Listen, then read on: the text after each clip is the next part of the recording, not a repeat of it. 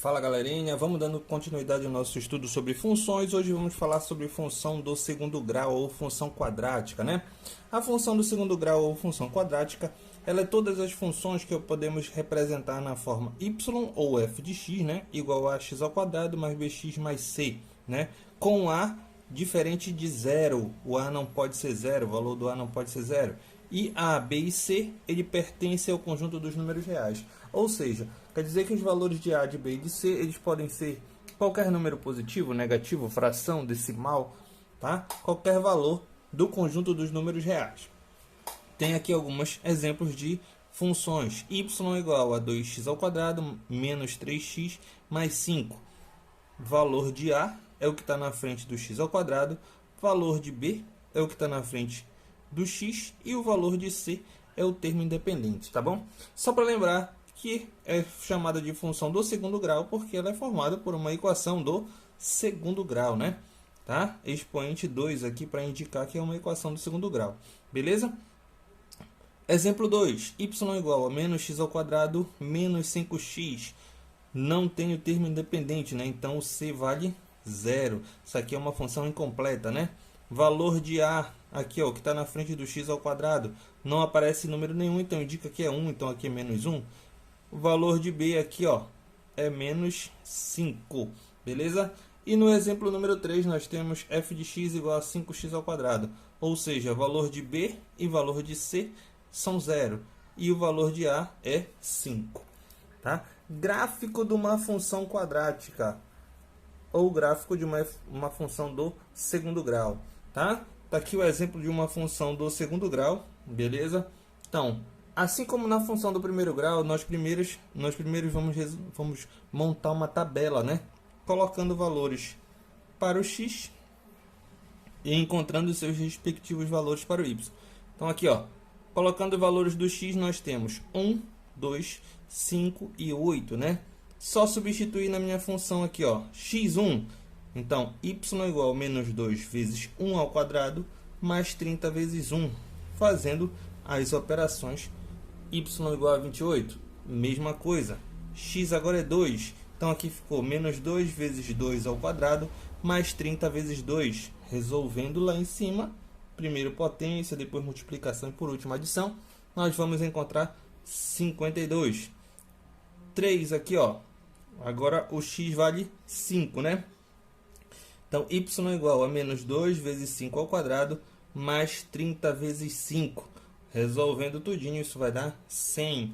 E por último, aqui, x valendo 8. Menos 2 vezes 8 ao quadrado mais 30 vezes 8. Isso vai dar 112. Beleza? Depois que a gente montar a tabelinha, colocar os valores de x, encontrar os seus respectivos valores de y, nós vamos representar no nosso plano cartesiano, né? Valores de x aqui na horizontal, valores de y na vertical.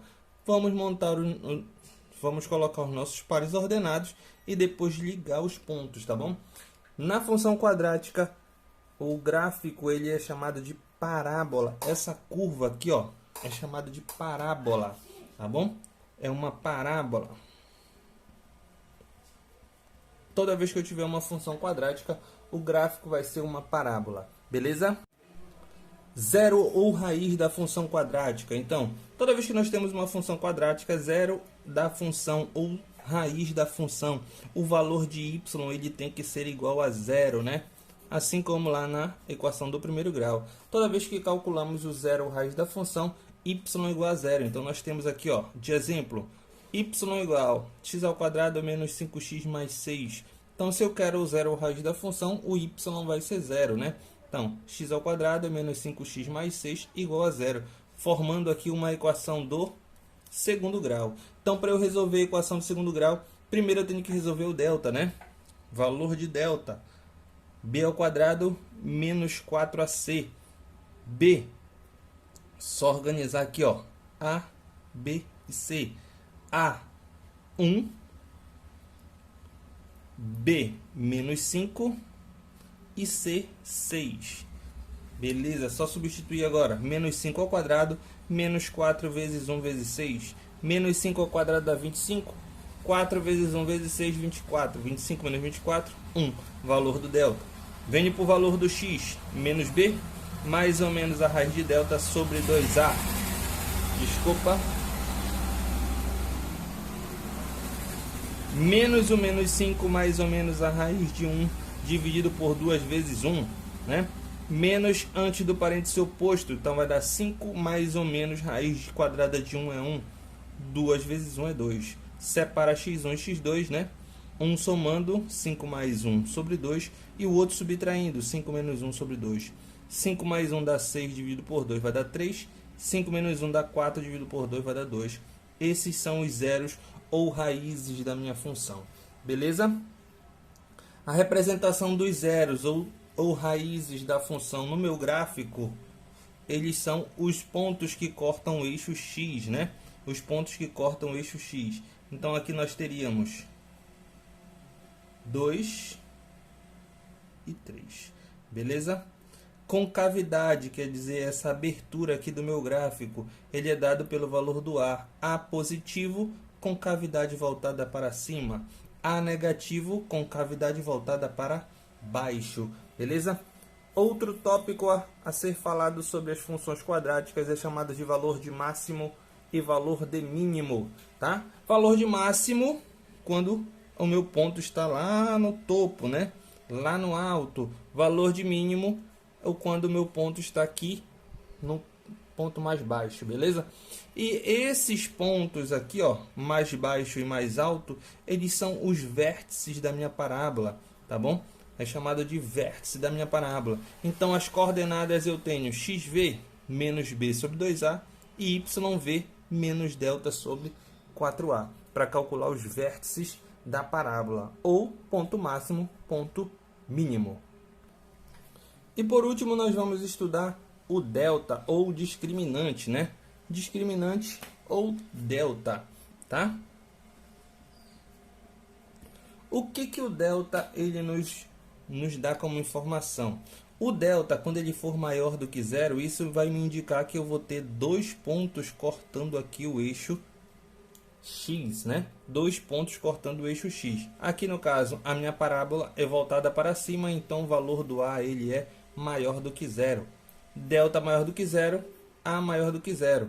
Concavidade voltada para cima, cortando o eixo x em dois pontos.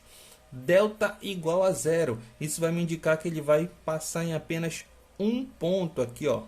O x1 e o x2 eles vão ser iguais, né? Concavidade voltada para cima, delta maior que zero. E quando delta for menor do que zero, ele não vai tocar no eixo x, ele não vai encostar aqui no eixo horizontal, né? Concavidade voltada para cima, A maior do que zero.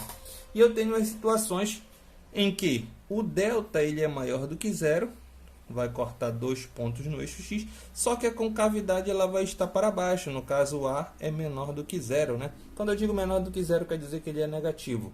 Situação 2, delta igual a zero, toca em um único ponto, e o A menor do que zero, concavidade voltada para baixo, né? E por último, delta menor do que zero, não toca no eixo x, e o A menor do que zero, A negativo, concavidade voltada para baixo. Beleza? Não esquecendo que a concavidade seria a abertura, né? A abertura da minha parábola aqui, ó. A abertura é chamada de concavidade, tá bom? Qualquer dúvida, só entrar em contato. Fiquem todos com Deus e até a próxima.